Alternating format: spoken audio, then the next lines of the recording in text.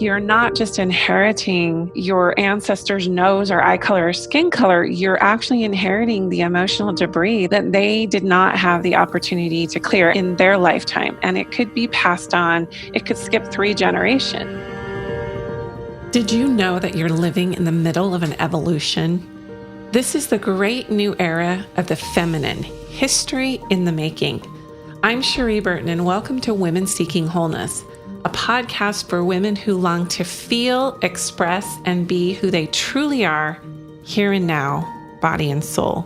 I'm thrilled to launch my first 2 episodes of this podcast as a deep dive into my family story.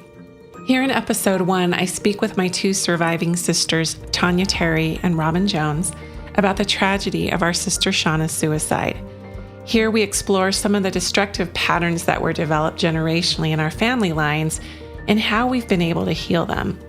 My sisters and I are asked so many times to share our remarkable story with others, and for the first time on these 2 episodes, we get real and go deep.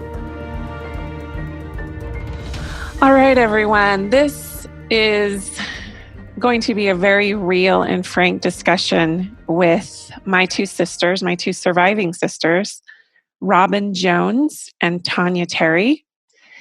And they have been gracious enough. I've been wanting to do this for a while, and I think they have too. I mean, we all do a lot of speaking and coaching and mentoring with people. We have been, kind of wary-nary sharing our story in various, with various different kinds of groups, but we haven't collectively come together and said, okay, this is our story. So I'm really just feeling so strongly that it's time that we got super real with our friends and audiences so that we could potentially help those who potentially may be suffering or who have similar family patterns. So welcome, Robin and Taunia. Thank you, Cherie. I'm so glad that you're providing this forum. I think it's an important conversation. It is. It's crazy. I was just realizing we're coming up on the 15th anniversary. And I don't think the 3 of us have really done this in this fashion and really kind of rehashed some things. So this is going to be a little cathartic, I think, for me. Me too, Robin. Yeah. So just as a segue, I say surviving sisters because, as Robin noted, we're coming up on an anniversary that's going to be really difficult for us. We lost a sister to suicide. Our sister Shawna died through a drug overdose, an intentional drug overdose. She was the mother of 5 children who at the time ranged in age from 2 to 12. And she had been diagnosed bipolar. She had just exited from a 90-day treatment program for her prescription drug addiction. And so she was in recovery, and the drug that she used to overdose was not her drug of choice. It was actually not a recreational or even a therapeutic high or low drug. It was Seroquel, which is a drug that she was using to manage her bipolar symptoms. So she did leave a note. And in her note, which we can probably talk a little bit more about later and its implications, but in her note, she requested that she be able to be, not really requested, but she noted that she would be a better guardian angel than she could be a mother.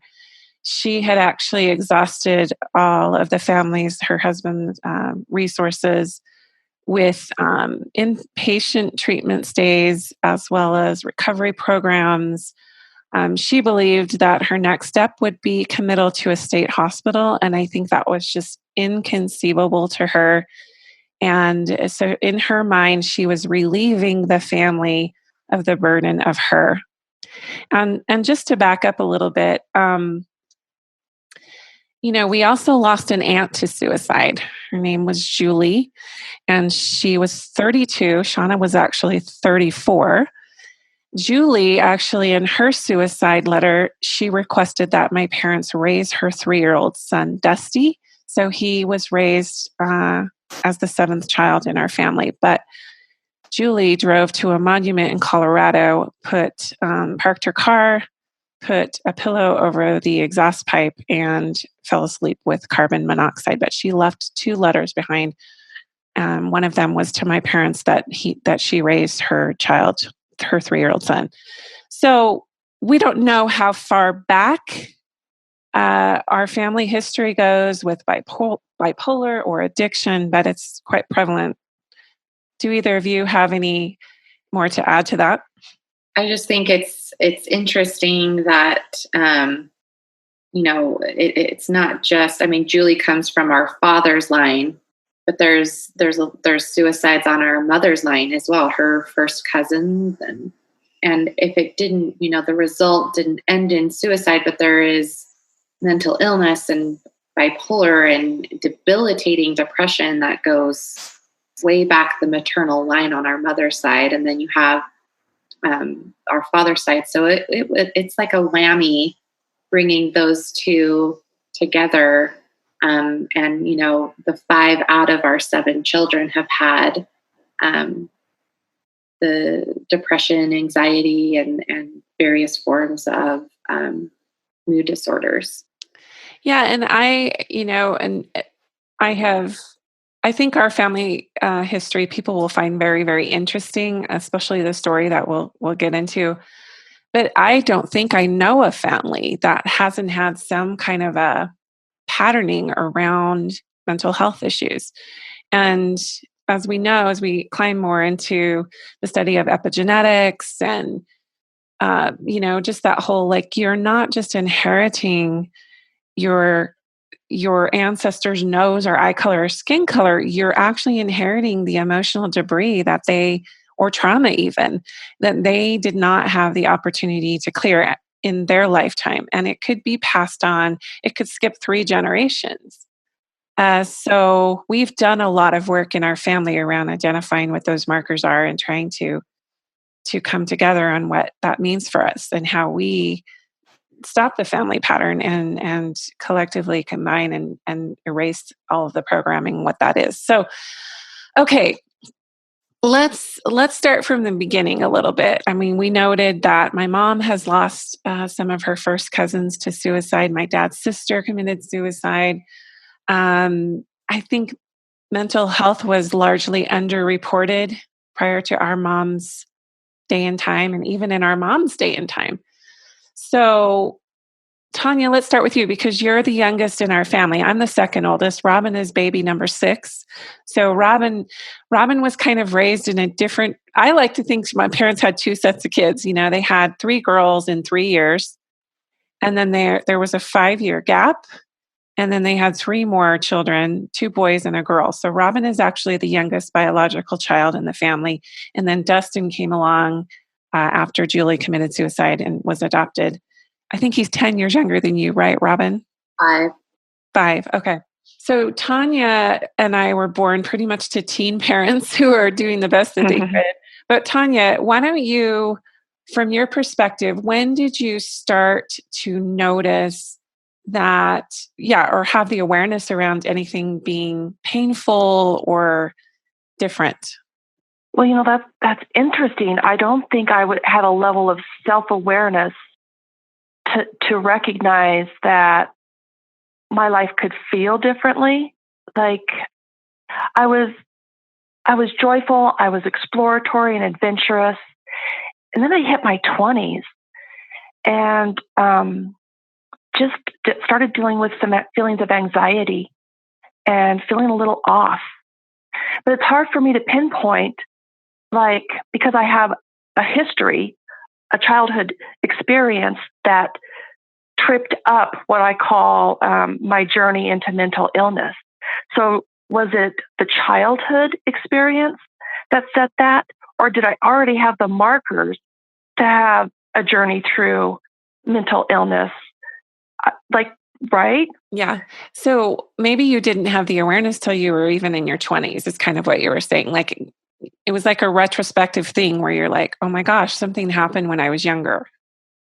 Right. It came quite suddenly with an experience. So I was never expecting it, didn't have a memory of it growing up. And then I was 26 and the memory surfaced. And with the memory, I was institutionalized because I didn't know how to process it. But once I cracked in that way, like the memory surfacing, I cracked and fractured. I don't know how I kept it together previous to that. I think there was just some sort of a numbing kind of going through life because I wasn't a happy child. I didn't have an unhappy childhood. I had moments of having the blues, but I was never depressed. I had moments of anxiety, but it didn't rule my life. But when I was 26 and the memory of the childhood trauma surfaced, it broke me apart. And it never completely 100% went away even to this day. I manage it. It doesn't rule me now, but it's still there. It can still be there and show up in the form of panic attacks and anxiety. But it doesn't rule me like it used to. But it's not absent completely. So are you comfortable with sharing what that experience was in childhood that was traumatic? So I experienced satanic ritual abuse, which included sexual abuse. And it was linked, it wasn't outside the family, I'll put it that way. I don't want to pinpoint too much into who it belongs to, but it was in our family. It wasn't our immediate family. Not our immediate family. It should have been somebody that my parents could have trusted. Not should have, but could have trusted because they were family and they had access to me, and it was misused. And as I recalled that, it came in the form of nightmares, and I thought they were just horrible dreams. And then I realized, no, this is not a horrible dream. This is a remembering. And because of that, I experienced panic attacks for what they really are for the first time. I went into convulsive-like states. I just couldn't manage my body or my mind. I felt like I was dying and I was fighting for my life. And I thought I was going crazy. And I didn't know that was a panic attack. But because I couldn't calm myself down and I didn't know what to do with myself or how to process what I was recalling, then I was put into a mental institution. And I stayed. This was my first stint, and stayed there for about 5 days before they allowed me to be released. And I will say, I hope that they have changed the dynamics of healing in those institutions, because that was far from a healing experience. They put me on some drugs to manage me and to make that intensity tolerable, but it was not a healing facility whatsoever. I don't think that things have changed that much, unfortunately. For all intents and purposes, what I see is largely sensory deprived, medication focused type of environment in most of those medical establishments for psychiatric institutions, unfortunately. I think people would be very surprised what goes on behind those closed doors, because you nailed it. It was deprived of any nurturing. I was given drugs, and I had my own room, and that room consisted of a plastic sheet on a bed. There was no, there was light coming only from a window in the door that was shut, and that had wires over it, so apparently somebody couldn't get out. The walls it was like a gray floor that was cement. It was white or grayish walls. It was a scratchy blanket and a pillow that crunched when you laid on it. It was deprived of nurturing in the sense that here's your medication and they walk away. Unless there was a therapist or counselor there that was wanting me to talk about what I went through. So then I talk about it and I get buzzed up, and nobody's holding me, hugging me, nurturing me. I couldn't have felt more alone. And I remember one night when I called out for help, because I opened my door and it wasn't locked, and I went out in the hall, and it was 1 or 2 in the morning, like morning hours, and I was woken from a woman screaming and crying down the hall. And that scared me. So I went out, and what I was looking for was some reassurance. Here I am in this cold, dark, sensory deprived room, and I just needed some companionship. So I go out, and the aides are attending to the woman. And instead of coming to me, I was basically threatened, get in that room, or basically we're going to hold you down or lock you in. And so I went back in my room, and I sat and shivered the rest of the night in fear. I remember, Taunia, when you were going through that, because Taunia and I are only 13 months apart. And I remember when you were having those panic attacks, when the memories were surfacing and they hadn't really kind of materialized in your conscious mind to where you knew what was happening, that I remember your body would literally convulse. And I remember you were at grandma's and I was holding your hand and mom was there. I was there. And we all just felt so helpless. It makes me even more sad to know that you were in an institution like that without the love of your family, because love ultimately is the impetus for healing. And to be threatened by caregivers, quote unquote caregivers, that doesn't create a space for any kind of healing on any level. I think those places are, Taunia nailed it. It's that they were managing her. It was just, how can we manage this? How can we, quite honestly, suppress this a little bit so that you are just, socially able to be out there, but not actually getting to that root. I remember because we were living in California, but you guys were married, living in Utah. And I would come out during the summers. And I remember, Cherie, I was staying with you that summer that this was all coming out with Taunia. And I remember us driving to Tanya's house one time, and another time, I do remember that time at grandma's, where you were on, Taunia, you were on grandma's bed and you were just shaking uncontrollably. And at the time, I think I was 12. And I remember just like so confused at what was happening. And then as things were coming out about your remembrance, I mean, it really sparked the controversy in the family and all of that. But as I look back now as an adult woman, I really feel bad for you. Like, in the sense of no one understood. There wasn't a lot of healing within the family because there was controversy around that.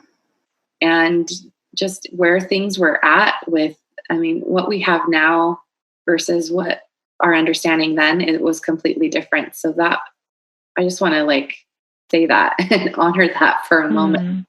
Yeah. Yeah. It's a sadness there. And many of you may know this, and I don't know, the research I've done is that mental health issues that are inherited, typically the firstborn houses a lot, because when parents combine that have a history, the firstborn is actually more prone to anxiety. And if there's already a history there, but beyond that, I think in a spiritual and generational sense, it's almost like your soul is going, hey, I'll take that on. I'll play that role. I'll take the brunt of it. And Taunia really, I get emotional with this because Taunia really does have that personality.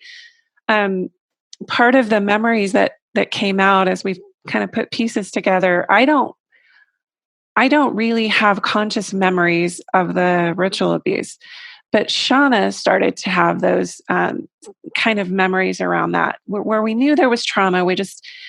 But Taunia largely shielded Shawna and I. Shawna's 2 years younger than I am. Tanya's a year older. They largely, or Taunia herself, protected Shawna and I from being victims of that abuse. And there's a level of gratitude that I have for that goes beyond what I could even begin to express. And so we have this reverence for Taunia's role in being the person who metastasized that poison in her body and had to go through. Shawna, we'll get to Shawna's story in a minute. But Taunia largely took the brunt of that of that abuse?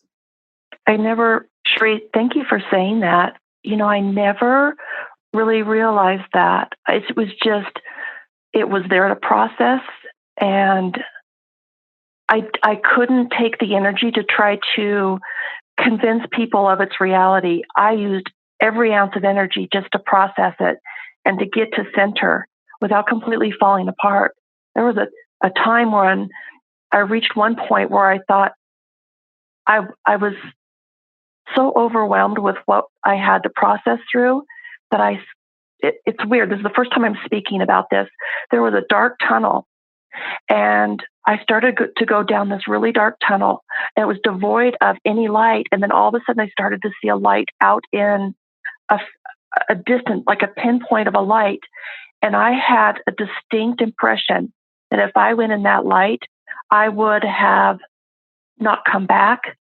And I don't know really what that means. It's like, would I have mentally have collapsed, or would I have physically died? I don't know, but it was a feeling of death.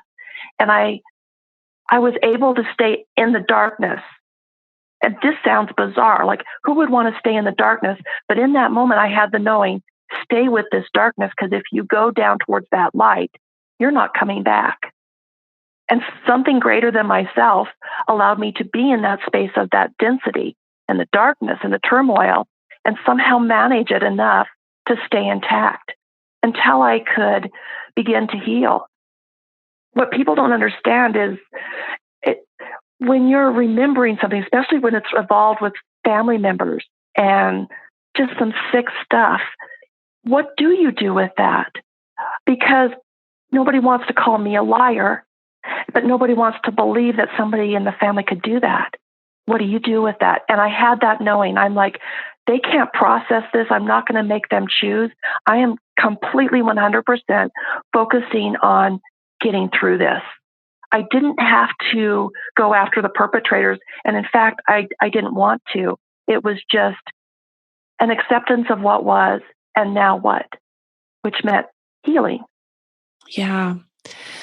So in your 20s, mid to late 20s, you're kind of going down, you'd been married pretty young. How old were you when you married your first husband? I think it was 21. 21.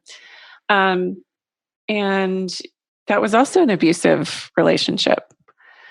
It was, yeah. Yeah, I was actually, I was on an LDS mission when Taunia got married to her first husband. And when I came back, I went to Brigham Young University, and Taunia was in the same town. And I remember you showed up on my doorstep one day, and you were sobbing, and you had spaghetti in your hair.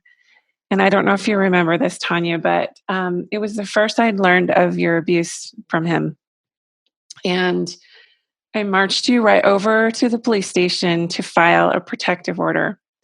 And I was shocked because one thing here that I want to add, and I'll insert here, is that during this same time, our sister Shawna was also, I think she had already had her first committal to a psychiatric facility for postpartum depression.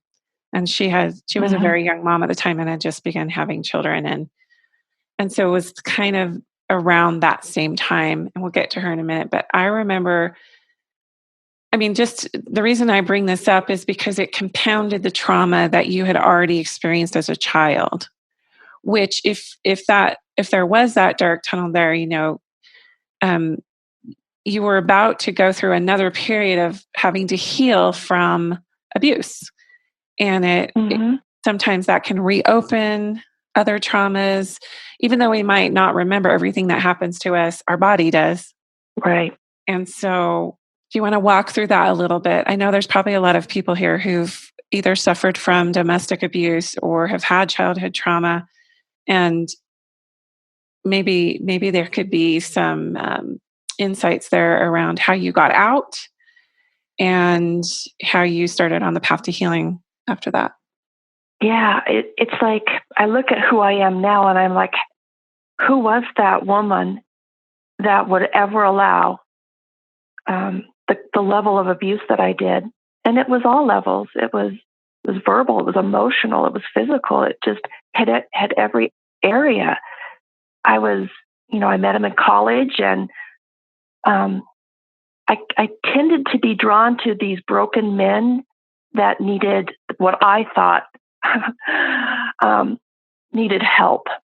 I didn't choose the men necessarily that already had it together. I went for the broken. I can't really say why, other than almost felt like it was my spiritual duty to save them. And so I entered into the relationship, and at first it was rosy and fine, and it took a dark turn even before I married him. And I still chose to marry this man. And I remember the level of intense physical abuse where I was literally punched or picked up and thrown across a room. That happened on my honeymoon.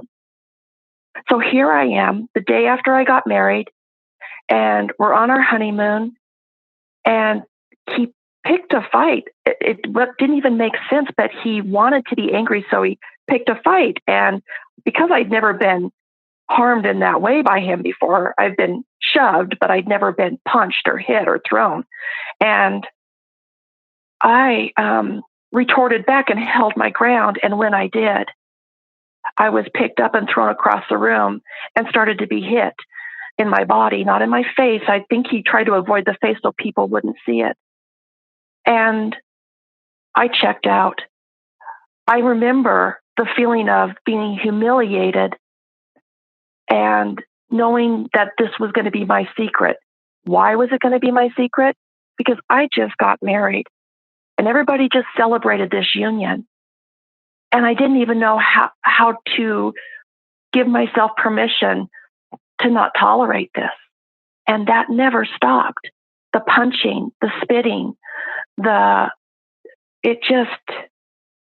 tolerated it until that day with the spaghetti. And the spaghetti was because you hadn't quite made it right for him. Is that the story? Well, it was. I was going to do Mary Kay, and so I started to leave the house to go join these educational things to do Mary Kay. And I came home, and I had fixed the spaghetti, and he didn't like that I was leaving home so much. And so he picked up the plate of spaghetti and threw it towards my face, and I ducked, and it missed my face but got all in my hair. And then he got to his feet, and then I got to my feet because I thought, okay, here it comes.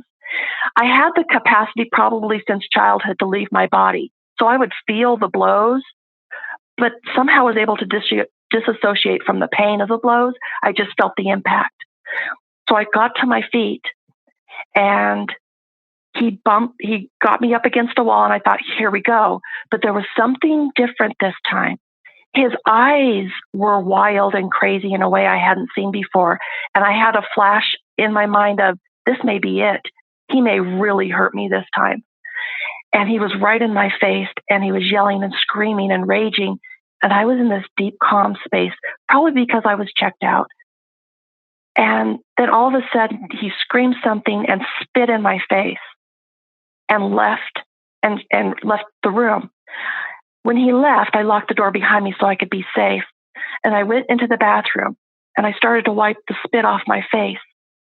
And an audible outside voice said, "You don't have to live like this."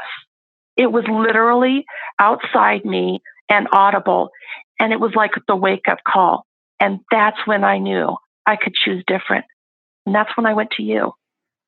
And I'm so glad that I lived not far from you, because I didn't like him, and you were different with him than the vivacious teenage. Just so you guys know, Taunia was our school's homecoming queen. She was first attendant prom queen. She was super popular, lots of artistic abilities. Actually, Shawna was the same way. I was like, I pretty much felt talentless when I was growing up, because Shawna was like the lead in all the school musicals and super, super musically gifted. My talents were less overt. We'll get back to that. But I knew your personality had changed with him, and I knew there was some really dysfunctional dynamic. I just couldn't put my finger on it. But when you showed up, and I happened to be home, which at that time I was super busy and working and going to school. So I just, and Tanya, I hope we can jump ahead a little bit and then come back and revisit this. But that was not your first abusive relationship. You entered into other marriages that were abusive. And there was one in particular I totally forgot his name, but, and maybe that's, I've unconsciously That's fine. traumatic for me. Jack. His name was Jack. You could have been killed that night by him when he tried to choke you, when you discovered pornography on his computer. And not only did you discover pornography, and really hard pornography, but you discovered that he'd been trying to meet up with other women and you'd only been married a few months. Yeah. And in an effort for you, and it kind of makes me laugh. And I hope you don't think I'm being, too lighthearted around it, but like your personality is like, you're going to gather evidence before you leave. You were like trying to download and save and print and copy all kinds of stuff so you could make a case before, because he had tried to drug you that night or something and you woke up in the middle of the night. He was asleep.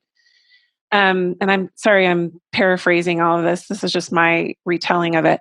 But he had woken up in the process, and then he had discovered that you were taking the laptop, and he became violent to the point he had you on the ground and was choking you. So this was how many years after this experience with Jack? How many years after your divorce from the first husband, who we affectionately named Dick because his name is Richard? So I was 21 at the first marriage. This was marriage number 4 with this Jack person you're speaking of. I had a total of 5 marriages. This marriage, it would have put me in my mid to late 30s. And it was the same thing. I think you went to a church building, called me up. We went straight to the police, and I think he was arrested on the spot. Yes, he was. So let me ask you this. So you were further along in your healing journey during that time. And even the husband that came afterward, he was starting to show signs of becoming violent with you as well. Is that correct?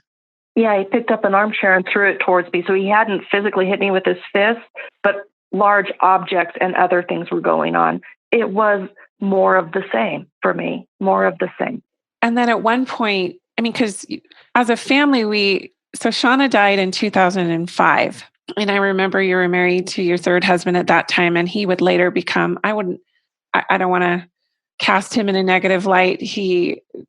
At the same time, he owns his stuff, but he was starting to show signs of addiction and violence and anger that was unchecked and all of those things. But when Shawna died, Robin, you were pregnant with your first baby. I had 3 children at the time, 3 little ones. And one of Tanya's biggest pain points, because I know I've walked through this valley with you, is because of all the trauma and abuse. You had to be on these medications, and you were in and out of care. And in terms of like sometimes being hospitalized and having these unstable relationships, you were never able to have children of your own. However, at that time of Shawna's death, you were a full-time stepmom to 3 young children. Yes, I was raising the children. The mother was out of the picture. And so I was in my joy finally having children to raise. And that was maybe before things started to escalate with their dad and necessitated you having to get out of that situation. So we'll revisit the abuse, but Taunia, I just want to kind of give everyone sort of a snapshot of your journey with relationships and how, because that's pretty typical, I think, of children who suffer trauma or abuse, is even though they consciously know, why would I ever put myself in that situation? You would never tell a friend to stay in that situation or to marry that person. And one of your gifts is you don't see people's flaws. I know Dad boycotted your wedding to Jack because our dad is a police profiler, criminal investigator, and he knew what this guy's MO was.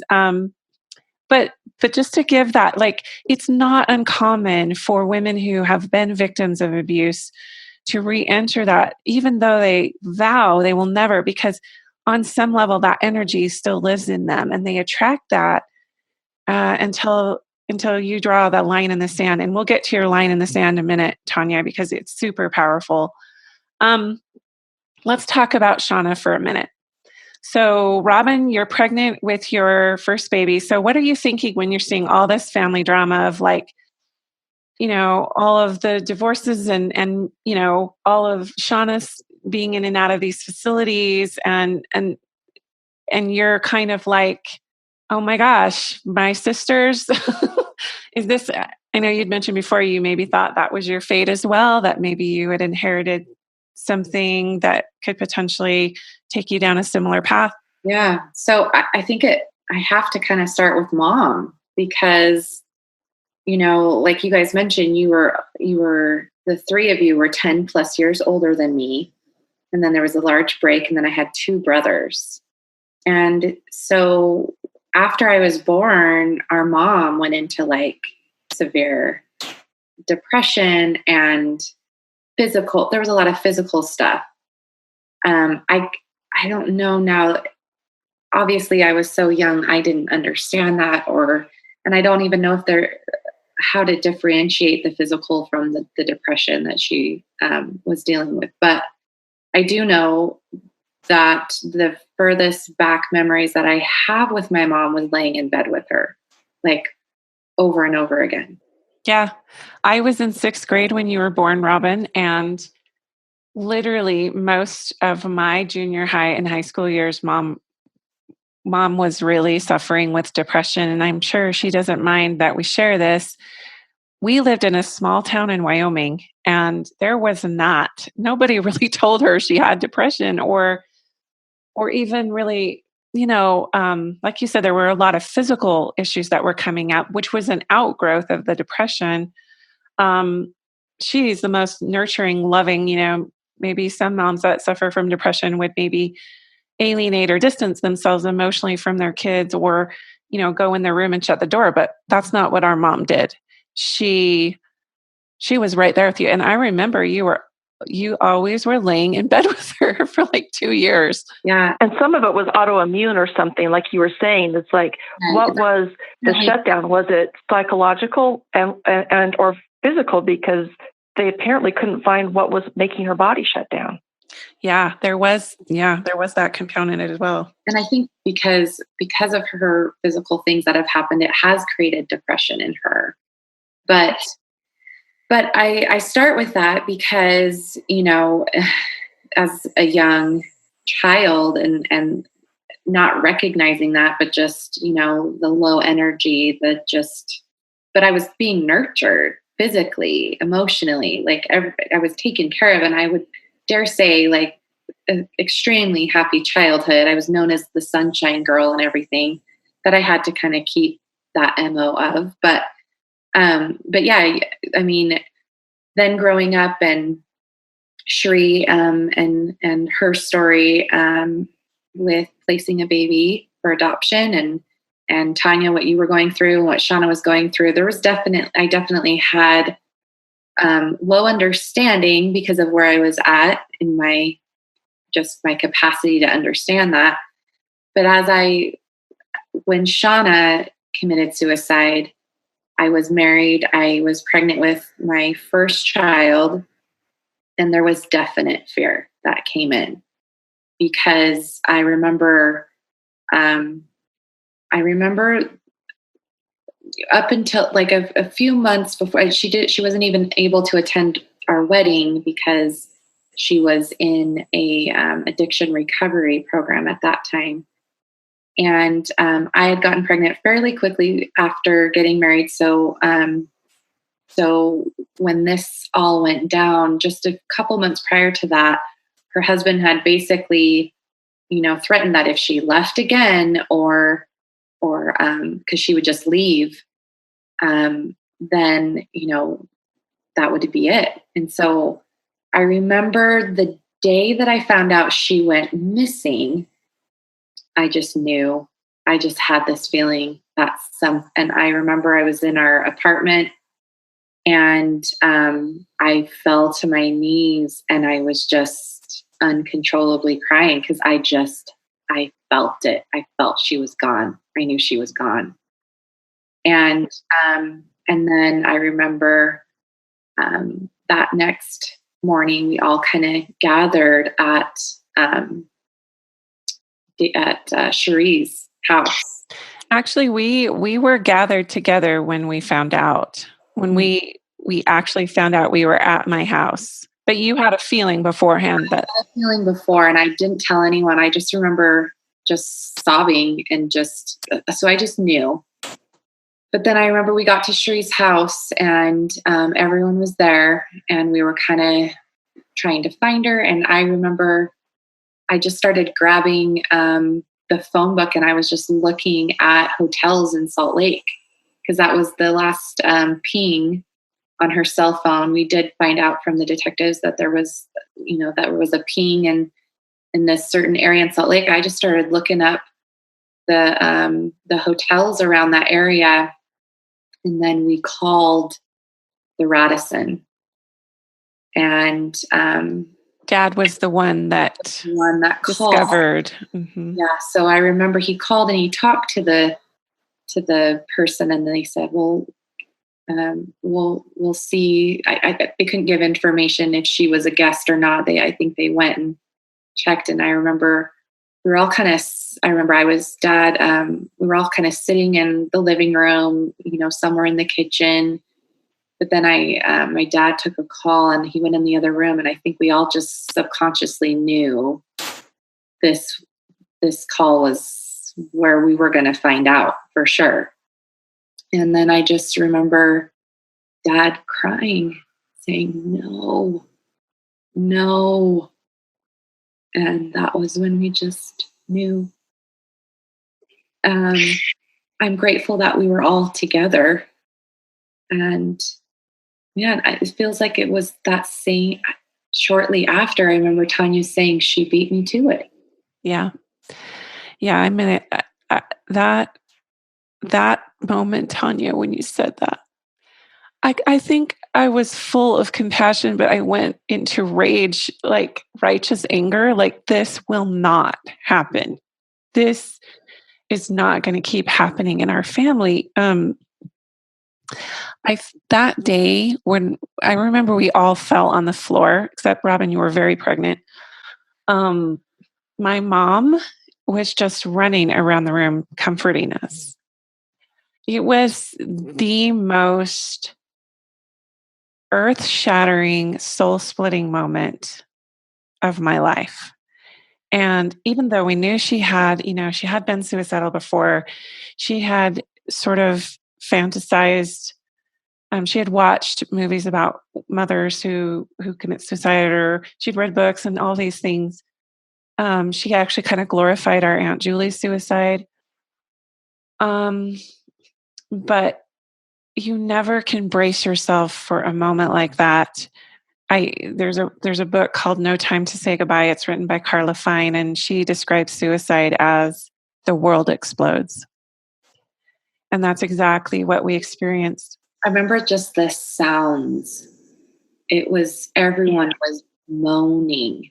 It was surreal. It was audible heartbreak. And I remember that too. It was like an echo, not of my own deep core pain bellowing out of my own mouth, but hearing it come from Shawna or Robin and Cherie.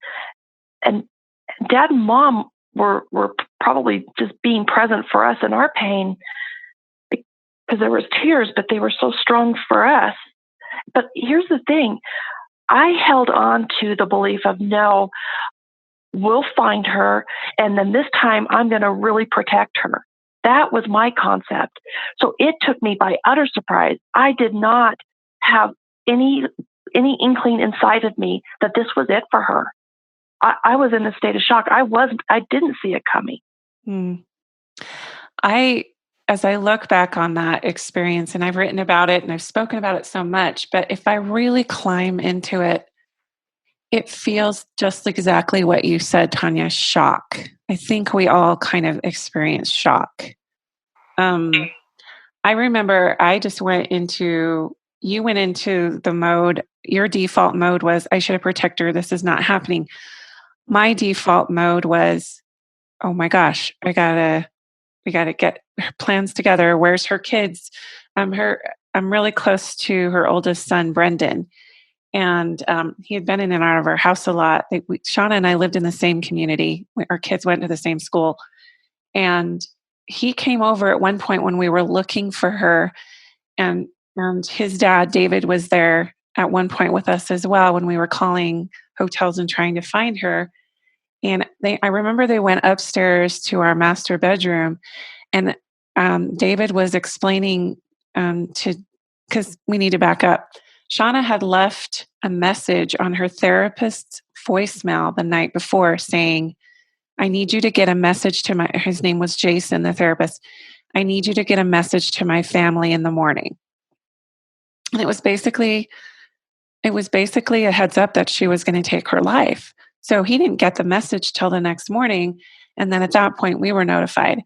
But David, her husband, was absolutely frantic and had broken the news to his son Brendan upstairs in my master bedroom that they were looking for her and that she had left this message on Jason's voicemail. And I don't know if you guys were there at that point, but I remember Brendan screaming, how could she do this? Why? And this is before we knew that she was dead. How could she do this? Why would she do this? And he's 12 years old. And I think he knew. I think he knew at that point. I'm told that by some of the other extended family members of David's, because her husband had gathered his siblings at his parents', and they were praying and pacing the floors and trying to find her as well.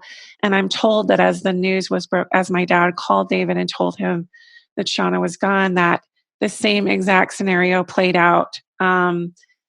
Wailing, moaning, kids crying and running around. She was really close to David's sisters and parents, and they were just as lambasted as we were. And I'm sure experiencing the same shock. But I want to go back to a period of my life that we sort of glossed over. And Robin, you made some reference to it. When I was 25, I placed a baby for adoption. I was in my final year of school. It's the long story. It was a very unhealthy relationship with the birth father. And I was spiritually led to choose a family, and it's been a very open adoption. I had a little girl, and because I was going, I've my whole life, I've had what's called dysthymia, which is a very low grade, mild depression. I remember when I was growing up, I would cry myself to sleep for no clear reason. We pretty much had a happy home. Our mom suffered with depression, and our parents' marriage wasn't always, there was some tension. I mean, they got married young, but they were phenomenal parents.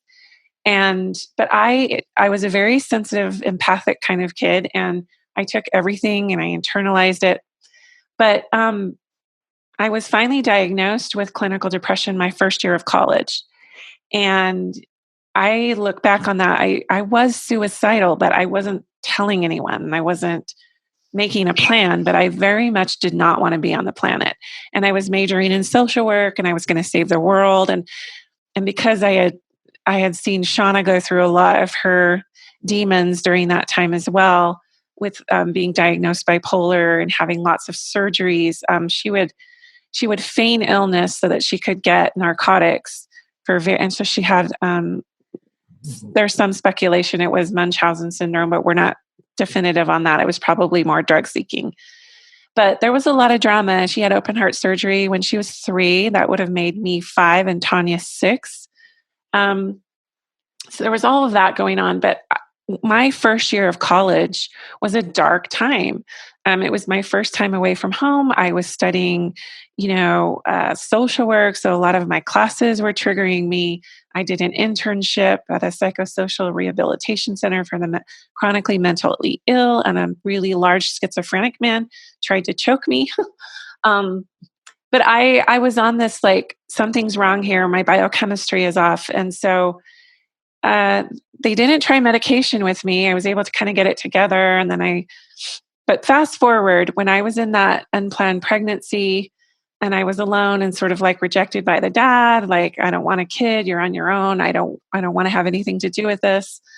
Um, that was very, very difficult. And then the postpartum experience of placing her, so grief compounded with a natural propensity for depression, really sent me into almost catatonic grief.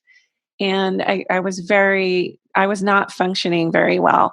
And I don't know if you guys remember this, Robin. I don't know if you were in Utah at the time, but I actually tried to overdose. I remember that. I think in my mind, do you remember that?